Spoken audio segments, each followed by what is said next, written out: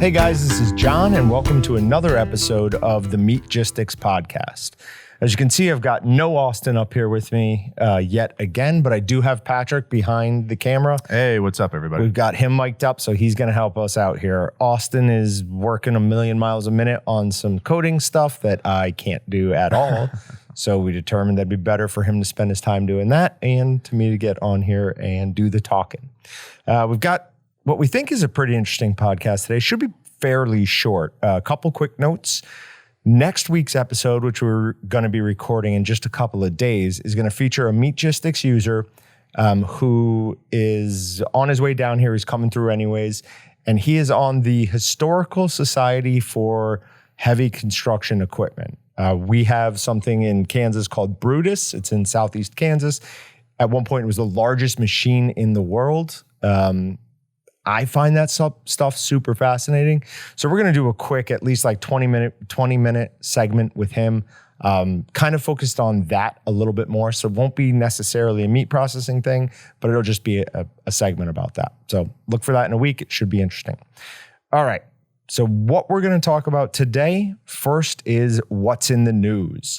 I saw 3 articles I want to talk about and 4 I want to really quickly just touch on.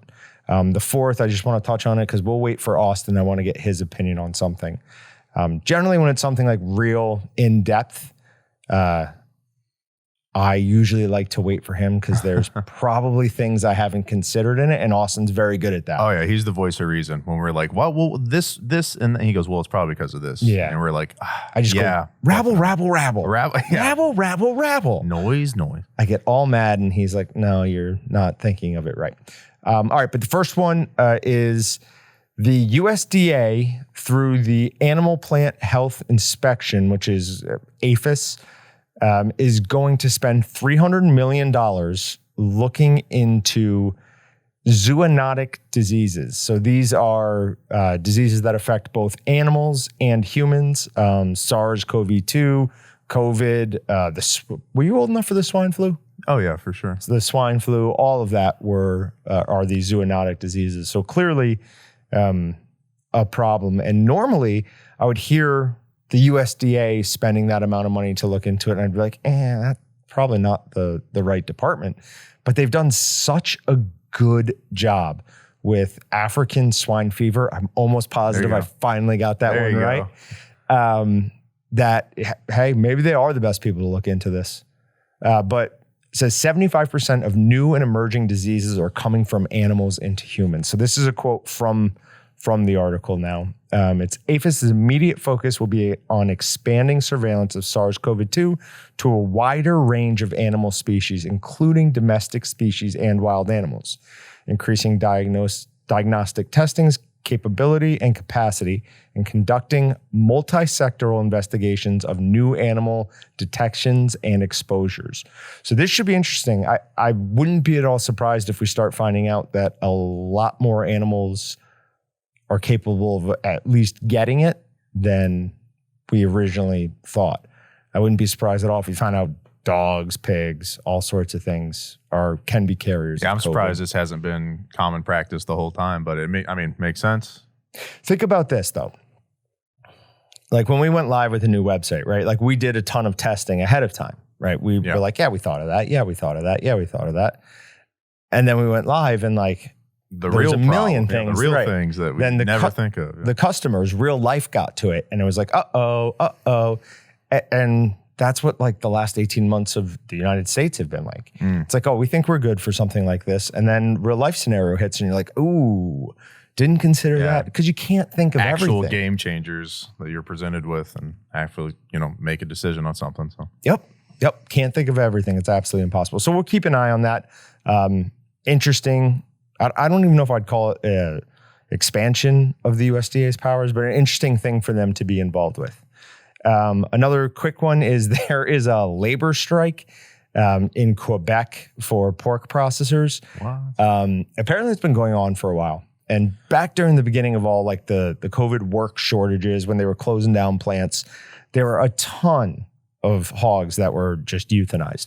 Not slaughtered, nothing was done with them. They were just euthanized, put down. And it looks like if they can't get this sorted out soon, that is going to start happening up there for, I mean, I hesitate to say no good reason because I'm sure the workers have some valid complaints, but is it more workplace condition stuff or just it didn't what say they want to get paid and all that? I'm sure it's probably a combination of both. Yeah. But we talked about it on a couple episodes ago.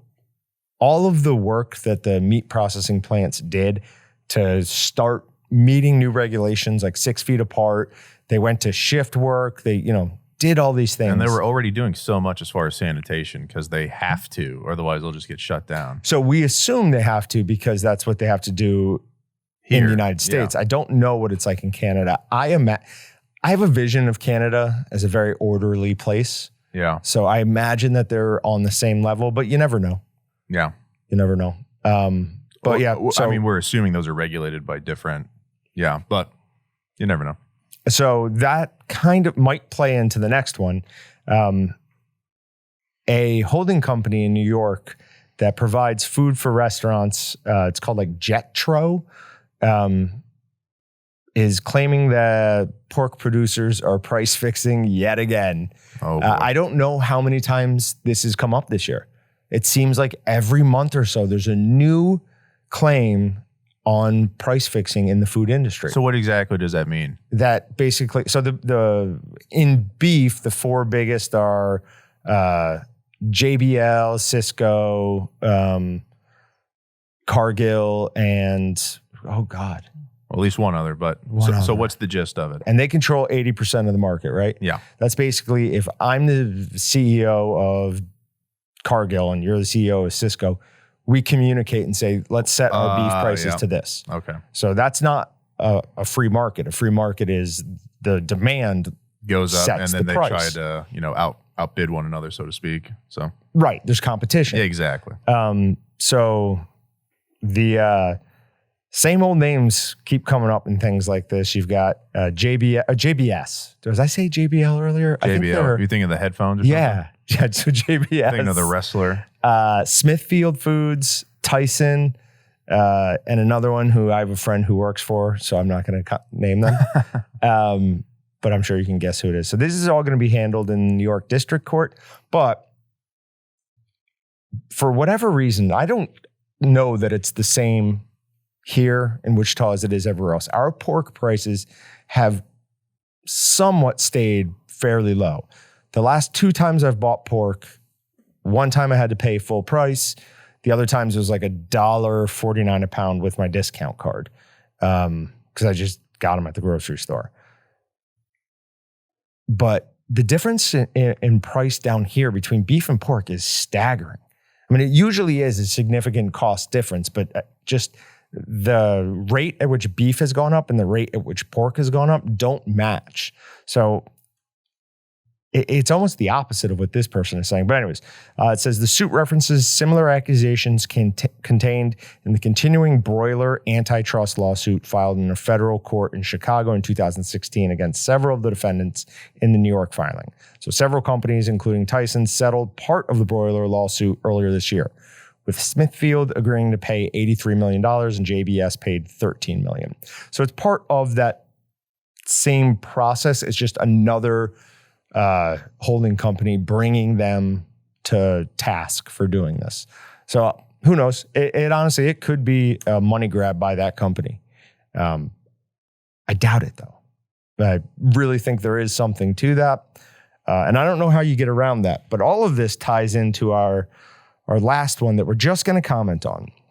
There was an article in The Guardian today talking about an executive order Biden signed recently to start breaking up the American beef industry, the big four. So for those of you who don't know, 4 companies in America control 80% of the beef. And that's not really a great thing. When they get that big, they have a ton of power.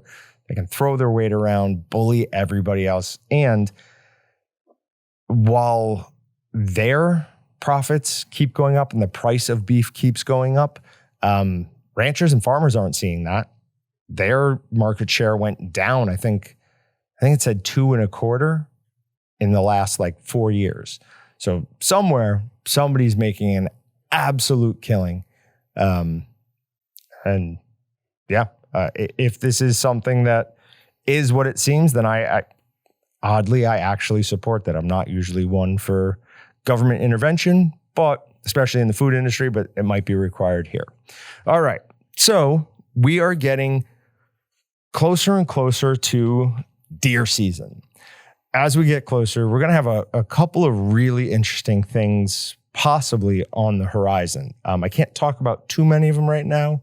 Walton's will definitely be partnering with the Kansas chapter of BHA and Outdoor Mentors Pass It On to do some really interesting stuff. We're going to have some really interesting opportunities for people to come learn things, and possibly we might be able to document a deer hunt from beginning to end, somebody's first deer hunt from beginning to end.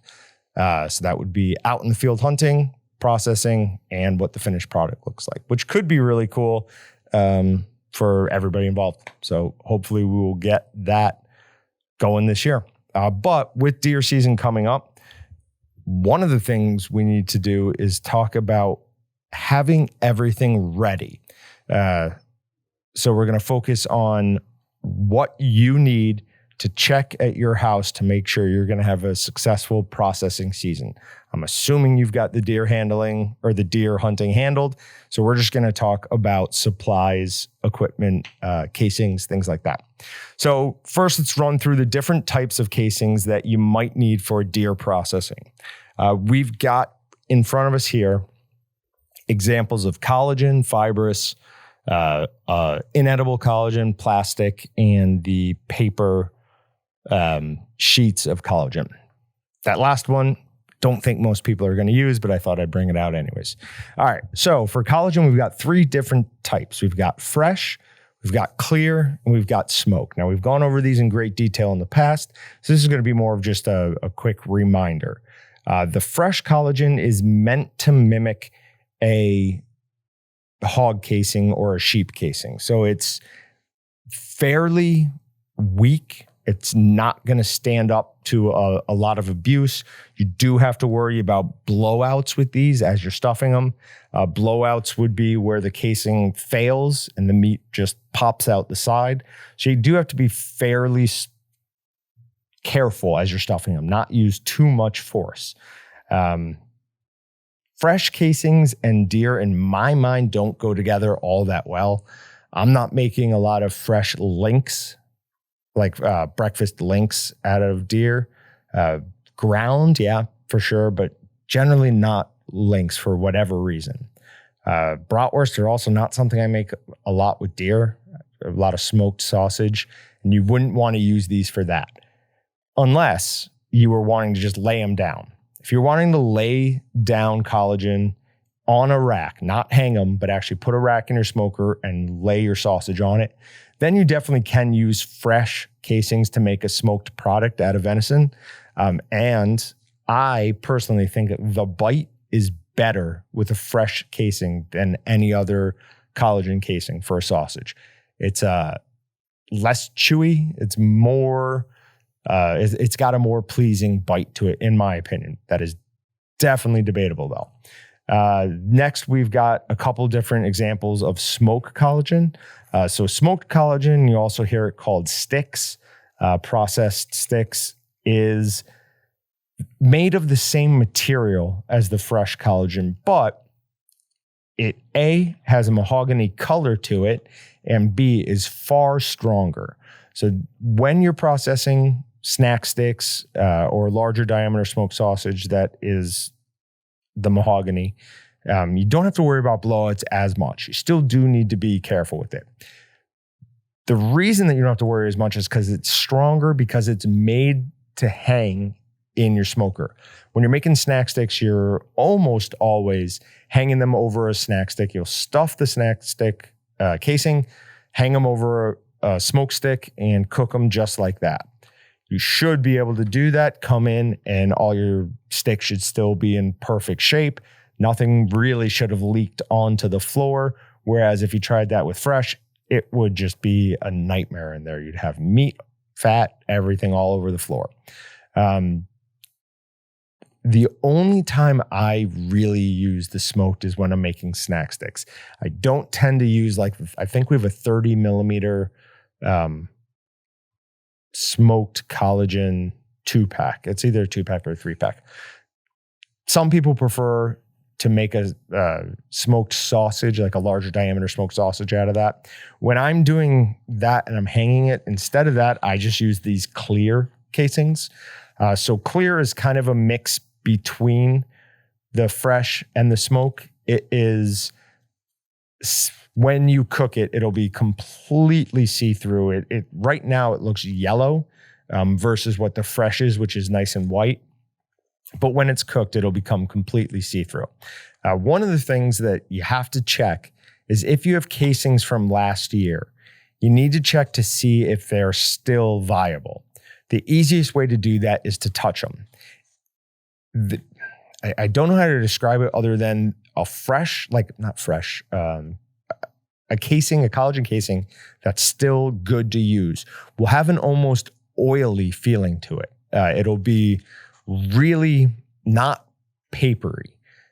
As you pull it, you'll hear a little bit of crinkling, but it's not like it would be if it was dry. It would make a lot more noise, right? As soon as you touch them and they're dry, it feels like paper. It crackles every time you move it. You can tear it real easily, but the most important thing is you're not going to feel any of that almost oily feeling to them.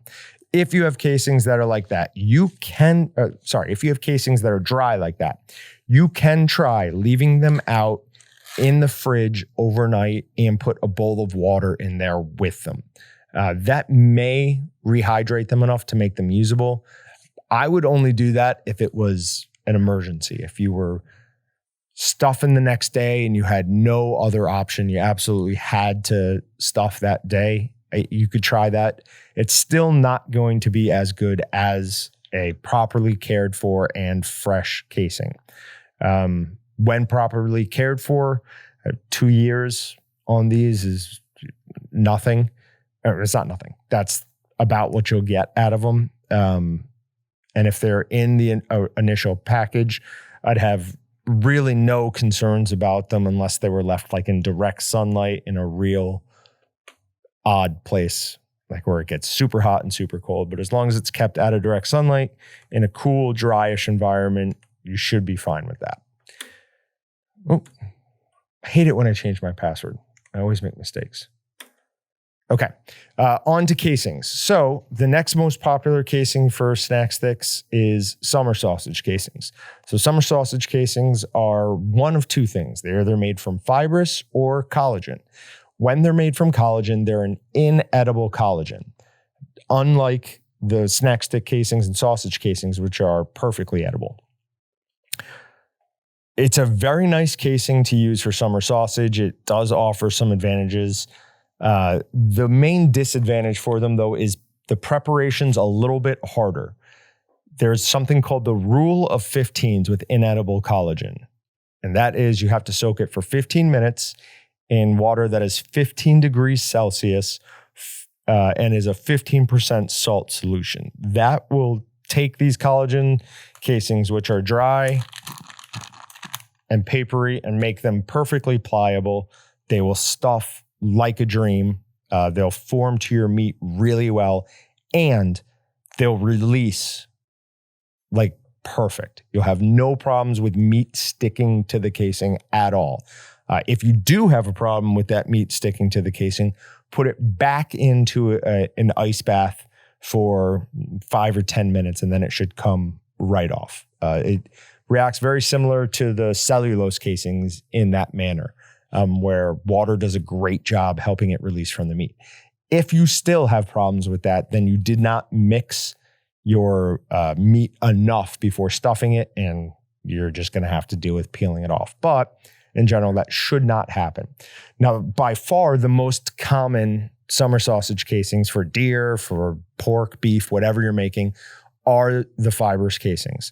So Fibrous, as it sounds, is a paper-like product. And I'll try and hold this a little bit away from the microphone, but they're significantly more crinkly. Is that a word? For sure. I mean, just looking at it, looks stale and like there's no flop to it at all. Nothing. Yeah. It is stiff as a board, light as a feather. Very papery. Very papery.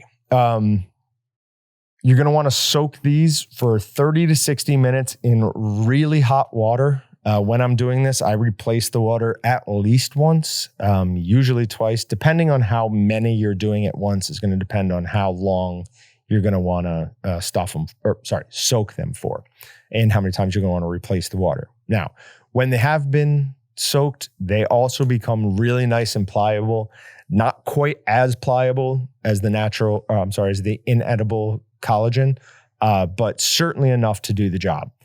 They come in a variety of different sizes, from half-pound chubs, which are the little 1-inch thick, 12-inch longs, all the way up to these 2.9-inch, 24 inches long behemoths that you can get, 3.5 pounds in if you're careful.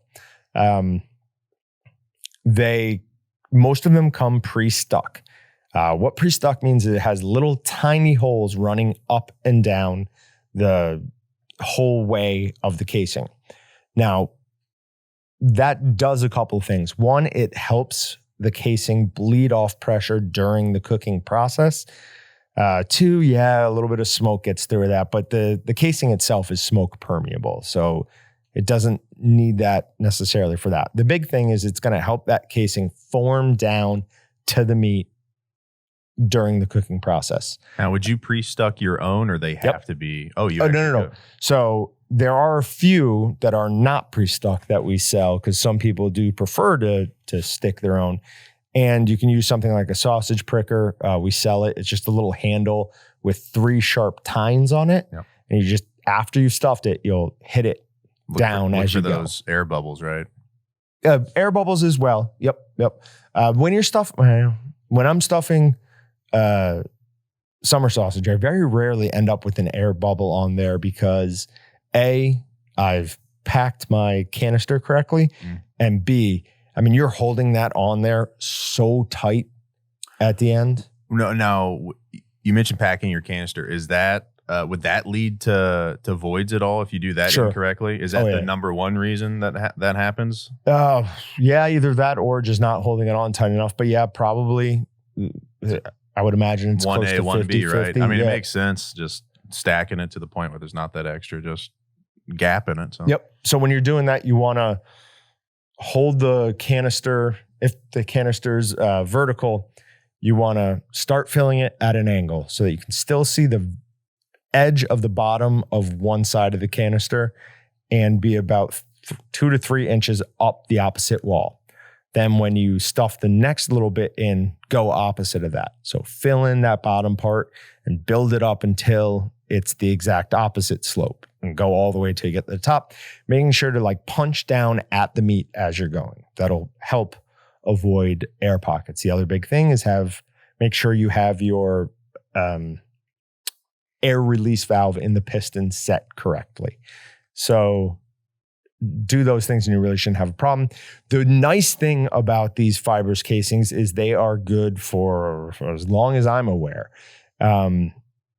Even if you soak them and don't end up using them, like if you bought enough to do 25 pounds, soaked them all, and you ended up only having enough to stuff 20 pounds, those extra casings you have, just leave them out somewhere where they're not going to stain anything for a couple of days. Let them dry completely back out, and then put them back in a plastic bag, and they'll be good for next year. They don't go bad. So that is a awesome thing about the Fibrous casings. Also, both of these have the loop already tied on to one side. So all you need to do is close off the opposite end with something like the Walton's hog ring pliers. You are going to be hanging from the pre-tied loop. So you do need to make sure that you've got a nice, strong hog ring on that bottom. If it's your first time doing it and you're nervous about it, throw a second hog ring on there. They cost very little, and it's probably worth the peace of mind. The other thing we brought up here was a plastic casing, just because I don't know. I get a kick out of plastic casings. I've got one going right now in a sous vide cooker. We went ahead and smoked. We took the leftovers of something we were doing to test some casings, and I stuffed it into one of the big, huge plastic casings. I mean, they've got like a 4-inch something diameter. We smoked them along with that. And then when that reached the end of the smoke cycle for the test casings, I took it out of there and put it into a sous vide, just whatever to cook it. It's that sweet bologna we made on a live stream the other day. The casings like this are sold individually. If you're making deer bologna, that's a great casing to use. So is the red bologna casing. For looks purposes, I don't know. I honestly prefer the plastic casing. I know the red bologna is kind of like iconic, but that's what I was about to say. I was like, you see that, you're just like, oh, there's bologna. I know, but I just think it looks a little bit. What's cool, you got like funnier. A blue and white checkered one going in the sous vide right now. And then this is a white one that has, I don't know what you describe this pattern. It's just kind of like random clear spots on it. And what that's designed to mimic is like a fat caul. So there's... Looks like a fancy garage floor, like when people put... Yes, it does. That's actually a good description of it. But yeah, it's designed to mimic something called a caul, which is like wrapping the outside of the casing, of the sausage in like a fatty membrane. And then the last thing we brought... Well, that sounds awesome. Let's back up. What is that? Yeah, I don't know enough about. I've never done it. We'll research and become experts on it. Okay. Well, I don't know if we'll become experts on it. As much as we can in a week. I don't think anyone really does it anymore. It's one of those things like probably some high-end boutique-y. Yeah. Use it. Boar's Head does it probably. No, like high end. Oh, that's high. Where I'm from, that's high end. Okay. No, I'm talking about like the little place in New York that sells out of Capicola and, or sounds like that place insists upon itself. So. You know what? It does insist upon itself. God, that's one thing I don't miss about New York is Italian people. Well, some things are overrated, right? Some things are underrated. Sure. I think that might be one of those things. In a saturated marker out there might be overrated if you live there, right? Oh, no. Not the flavor. Not the flavor. Okay. I was going to say, I do miss that badly. Yeah. I don't miss people like you say Capicola and somebody telling you, that's not how you say it. I'm like, dude. Everything. Yeah. Or you're going to the wrong place. Even up there, like I love how like we're in Kansas and New York, like we know there's a giant difference. Even like they're going to argue over like what's good food, of course. But even there, they argue even more intensely over over places that are a mere mile. You go to Johnny's on 3rd? Yeah, exactly. Yeah, and it's like you walk past, you wouldn't even know it. People are selling you stuff. And if you've seen that on movies and stuff, they really do that. And I'm sure I was guilty of that too. Like while I was in upstate New York about pizza places, like it's all good. Yeah, just you don't need to argue about what's best. What it is like I was born closest to that place. They might as well just yell that at each other. But it's not even that. It's you've developed some attachment with that. So real quick, I don't know if you've been following, but Barstool Sports president is in Saratoga. Yeah. I've doing my absolute best to get him to go to this place called Scotty's in Schenectady, which is my favorite pizza of all time. That'd be great to watch. He'd hate it though. Oh, what? Why? It's not. Like, he wants it like crispy, like, hold it. It's going to stick straight up. Scotty's is complete flop. It's not a complete flop, but it's got a marinara sauce, like a more gourmet cheese. It's top notch. Scotty's in Schenectady, New York. If you're ever within 50 miles of it, it's 100% worth going there and asking for a gourmet pizza. For anything. Ask for the tremblay. The shrimp frotty. They'll walk in, we'll know them there. That was the place that I went back to after being down here for 5 years. And he looked at me and goes, it's been a long time. Number one customer. I was like, oh yeah, I guess that's why I weighed 40 pounds more than I do now. Oh yeah. Well, great food. Hey man. And then the last one are these collagen sheets. Collagen sheets would usually be used for dry curing. Deer, I'm not going to recommend you do a lot of that, but we are starting to use collagen sheets for some more stuff. And another one that you can feel the difference in. These have been properly stored. They've been out of stock for about a year. And as you can kind of hear, pretty smooth. Not a lot of papery sound to them. They've got that nice, almost oily feel to them. So those, other than the fact that I cut a hole in them when I was opening the package, I'm gonna need my shower curtain back when we're done with this, by the way. God, you are a tiny person, aren't you? Oh my God. Yeah. Well, you only cut a section of it, apparently. That'd be a terrible thing. All right. So then what additives are we looking for seasonings to get your I think this is the biggest like deter from people that like have zero experience sausage making. Like you can like, okay, I get it. We'll cut meat off the bone and we're grinding. Okay, that makes sense. And then you turn into these things where it's just like, oh yeah, by the way, you might be able to accidentally hurt somebody if you do too much, and you just go, okay, no, probably not for me. So I'm trying to think of the easiest way to not scare off people when we introduce the word additives. Okay. So you want to come up with another word for additives? I don't want to come up with another word. I just want to like streamline what they need to know and what they don't need to know about this process. So here's the best, like, planning on making your own wild game sausage for the first time ever. Yeah.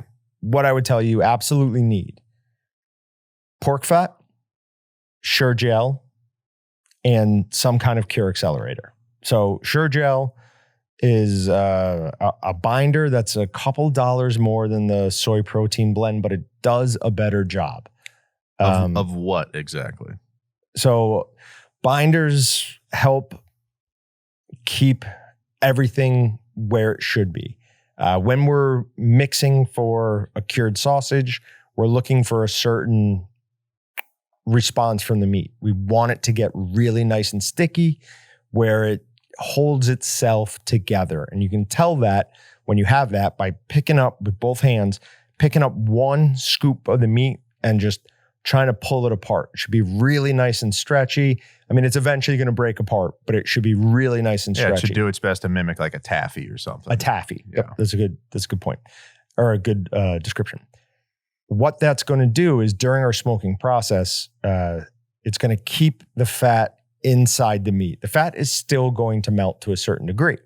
But if that fat tries to melt and it runs into a solid wall of protein around it, it's not really going to have anywhere to escape to, at least easily. So getting that protein extraction is absolutely key for making any type of cured sausage, especially when we're adding pork fat to a wild game sausage. Adding Sure Gel increases your margin of error there.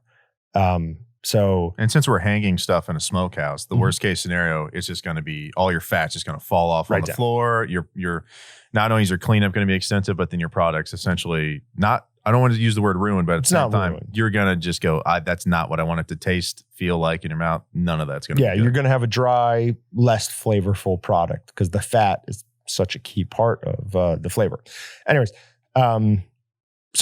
Sure Gel, 100% you should have that. If you don't want to use Sure Gel because it has milk, I would honestly, I'd use probably Superbind. Superbind is a mix of carrot fiber and potato starch. The neat thing about that is, so carrot fiber is a moisture retainer. Now, when we're making a snack stick, cured sausage, any type of smoked sausage, we're talking about a semi-dried product. So it sounds kind of counterintuitive to use something that's going to fight us on that, that's going to try and keep moisture in. But the the potato starch that's in there, meat starts to sweat, meaning expel its water from the protein at about 130 degrees. Well, at 130 degrees, when properly used, potato starch forms like a gel that absorbs all that water. So none of the water is going to make it past, very little of that water is going to make it past that potato starch. Now, using that is going to increase your cook time. You're going to be fighting the stall a little bit longer, but I still feel like that provides a better finished product than soy protein blend. For whatever reason, and we'll peek into the nonsense of my brain, that is a better option on summer sausage than snack sticks. Snack sticks, 100% go with Sure Gel. It's like $2 more for enough to do 25 pounds, but it's worth it. You've spent all that money getting your deer, getting your equipment for processing. And I disagree with you also. I think that's what prevents most people from getting into it. What is that? Is equipment startup cost. Oh, for sure. I think that's what it is. I always try to think of ways to combat that. Like, of course, like we don't like the word bundle or kit or anything, but at the same time, it's like if we could walk them through, like, hey, you're gonna need this, this, this, and this. Hit them with the different price points of each one. But grinder and stuffer. Yeah, exactly. Really grinder. That's what I tell people. I go, you know what? If you don't want the mixer, they're gonna want to eventually. Once you figure out you want to do this, then the next step is like, okay, you know what? I'm tired of my cold hands and the time it takes and all that stuff. So then the next thing, you're going to get a mixer. But yeah, immediately up front, those two things. And you can get into like the Walton's number 8 kitchen grinder. You can do a deer on that. I mean, it's going to take a while and you're going to have to plan out well. Things are going to have to be in the freezer and fridge as it's going, but it'll work. I look at some of the more popular videos on like just introductory rudimentary stuff with how to make sausage, and people are using those god-awful KitchenAid attachments and stuff. So it's just like, guys, do yourself a favor, and like I said, do something that it's actually meant to do. You know, grind meat, get a grinder. Let's not get something that's meant to mix together baked goods. So that number 8 kitchen grinder is it's like $100. And then you can get a little 7-pound. I would still, the 7-pound dual speed, everything's jumped in price a little bit, but the 7-pound dual speed is still fairly low. And then what you saved on that, you can get some awesome seasonings and try out a lot of different stuff. You know, if you have patience, just wake up a touch earlier, you know? You save and a lot like of money. I said, just plan out. You want things to be, you want your deer meat especially to be as cold as possible as it's going through the entire process, but especially the grinding process, because it's going to go so much faster. You're going to be so much happier with the finished product. Your second grind on warm deer through a small grinder is going to drive you nuts. That sounds gross is what it is. It might, when I say warm, I'm talking about like 36, 38 degrees. Not as cold as it could be. Right. It's going to drive you away from the whole process.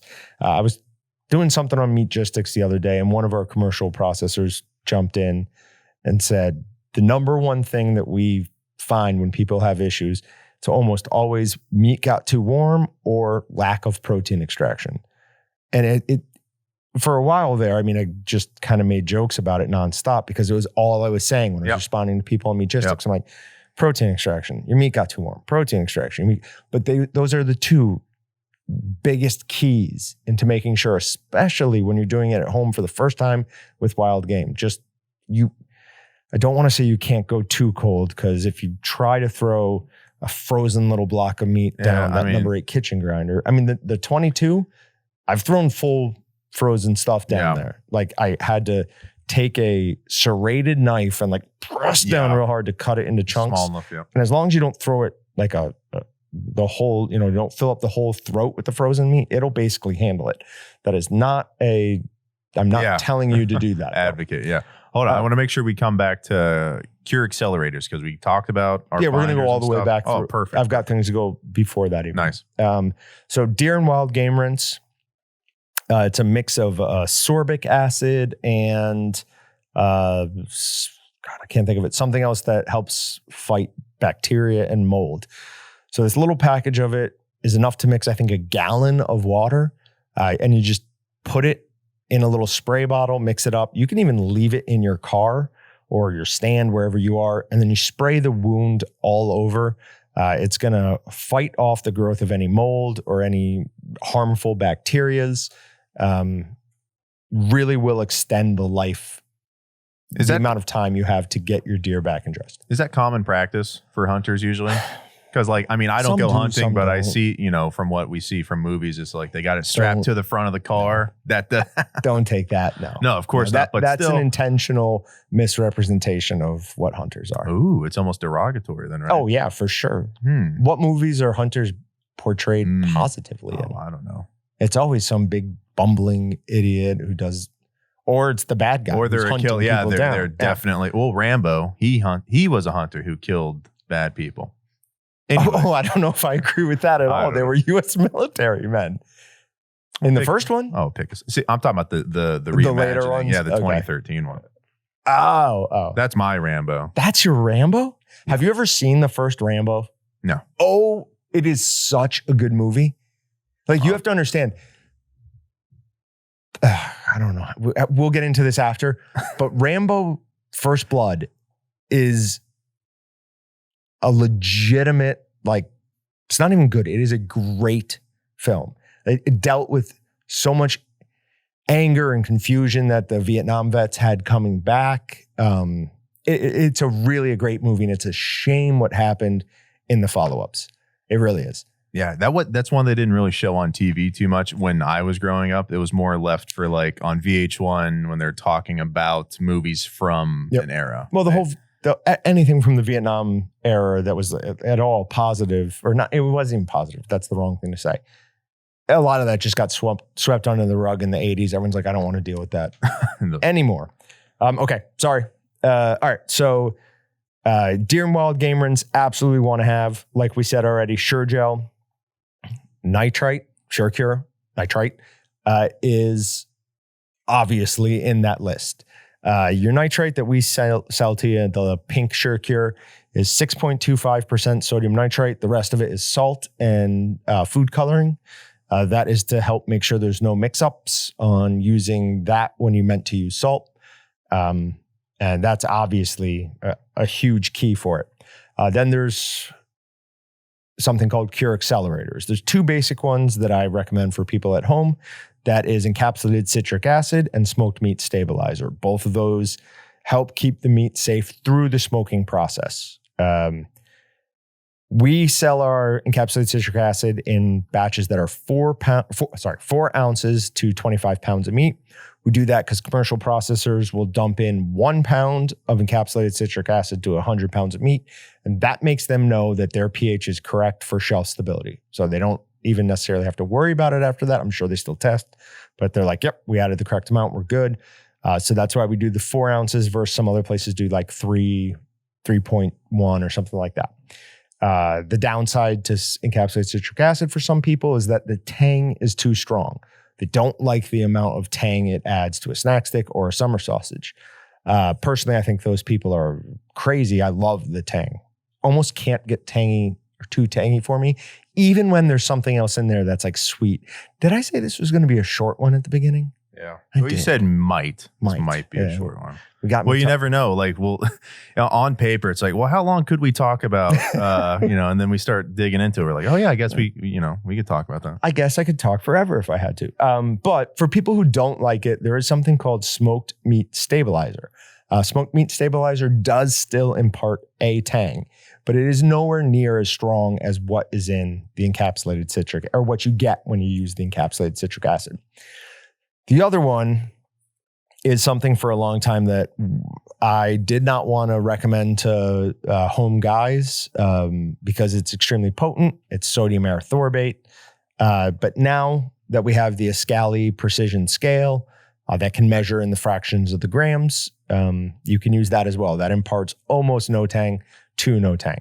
But you have to use a very small amount. It's a ridiculously small amount. It's going to look like it won't do anything. Which is why we promise. Always add it to your water. Yes. Always add your always add your sodium erathorbate to your water and mix it up super good. When you dump that water in, look really close into whatever you were holding your water in and make sure that there's none of it, and I mean none of it, sitting still in the bottom of the cup. Because 7/8 of an ounce is enough to accelerate the cure on 100 pounds of meat. Yeah, so 7/8 of 1 ounce. Of 1 ounce. Is enough to do how much? 100 pounds? To accelerate the cure for 100 pounds of meat. Wow.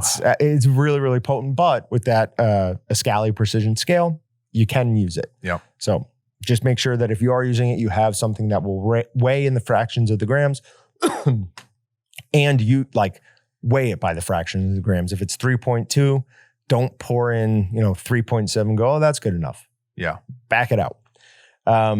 Then another great thing, and I had heard this said long ago, and I kind of always just blew it off. I was like, whatever, that sounds stupid. White oil has a lot of uses in all sorts of processing. It's great for lubricating gaskets on a stuffer, gaskets anywhere, plate and knives on your grinders. But when you're done processing, wipe everything down with just a little bit of white oil. The cleanup next time is so much easier. And I'd heard that a few years ago, and the person who told me that and then kind of reminded me. We'll be listening to this and I'm sure he knows. But yeah, that was a good tip. Thank you very much. Everything down in white oil? I did. The last time I did it, I did everything with the grinder and everything with the stuffer before I did this most recent round of processing and clean up. What if we did it with like a non-stick spray? Is it the same or is there No, some that'll gum up. component? It will gum up. Yeah. Okay. Yeah. So, and honestly, that little 4-ounce bottle of white oils that costs almost nothing. And all you do is you take a little bit of it into a cloth and you just wipe everything down, a real thin coating. Plus it helps protect the equipment. So, it sounds like you should just do it every time. Should be common practice now. Easy should be clean common up, practice. protects. Yeah. Yep. And then last thing, seasoning, while it's in its package, is good for 2 years. It is good long beyond that, but it starts to lose its integrity, its flavor after 2 years. So that's about the shelf life that we would recommend for it. If you have a chambered vacuum sealer, the nice thing about getting those white bags from Excalibur, which may not look that appealing, is you can throw them right back into that chambered vacuum sealer, close it, and it will vacuum pack them perfectly. So, all right. You got anything? No, man, that'll do it for me. Well, actually, yeah, there was one thing. There was one thing. Okay. We mentioned ice baths earlier, and we've actually had some very layman's questions on what is an ice bath? And also deeper questions about like, is there a certain temperature we need or anything like that? How much water? How much ice? Yep. An ice bath is not a cold water bath. If you add some ice and you add water and your water melts all your ice, you don't have an ice bath. You just have a cold water bath. Ooh, I'm going to get that, Nat. You want your ice and your water to basically be 50-50. When you stick a thermometer in it, it should say like 32.1 or something like that. It should be right down there, right around the freezing point. That can be kind of a pain sometimes, especially here. Our water runs so hot that to get like an actual ice bath, I have to fill up an entire tub with ice, add water, and then add more ice. But it makes a huge difference. When you're doing anything with cured products, whether it be summer sausage or snack sticks, an actual ice bath, which is like 50-50, is really important. It helps, and I don't understand how it works, and I keep telling myself I'm going to learn, and I don't. With a collagen casing, the ice bath is going to help set the casing to the meat, meaning it's not going to peel away. It's going to stick right to it. With a fibrous casing, it does the opposite. It helps release the meat from the casing. So does what we want on collagen, does the exact opposite, and what we want on what a fascinating fibrous. process. It feels like I'm lying when I say it. No, but it makes sense because how does it make sense? Well, if the smaller ones, I mean, it doesn't make sense scientifically. It makes sense like practically because it's just like, well, I want the casing to stay on one and I don't want it on the other because I can't eat that one. Right. Yeah. But it doesn't make sense No, that exactly. water acts That's how it would completely work, different with meat on two different types of casing. I don't get it. Yeah. But yeah. Does it stop the cooking process too? Yep. Yeah. So just like when you take a steak off the grill, it's going to cook for another 3 or 4 degrees. The exact same thing is happening with a cured sausage. The diameter will also play a huge role into how long it should stay in the ice bath and how much it would continue to cook without it. With a summer sausage, 5 degrees, no problem. With a snack stick, it'd probably just be a couple degrees. Snack sticks don't need to stay in the ice bath anywhere near as long. How long is too long? With the snack stick, 10 minutes is definitely pushing it. Yeah. Definitely pushing it. Summer sausage, you'd be closer to 10, 15 minutes. Yeah, you're fine on that. Cool. Summer sausage, you almost can't. I don't want to say that. Summer sausage, don't worry about it. Let it sit in there. You want the casing to come away. B, you have much more diameter to let that heat get drawn out of. Now, we've done some experiments in the past with showers. Our big smoker has a shower cycle. And with snack sticks, at some point, something got messed up with our shower cycle and was showering snack sticks for 7 minutes which was causing issues. We backed that down to 2 minutes and it fixed it perfectly. But that has a shower cycle and a fan. So it's spraying water onto the surface of the sausage and it's blowing air on there. So how that's cooling down the meat is the same thing that happens when you sweat.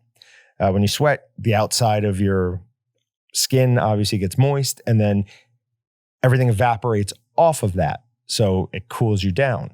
When you're doing that with a breeze, it obviously is increased greatly how quickly it cools you down. That fan in conjunction with a shower can apparently cool it down quicker than an ice bath.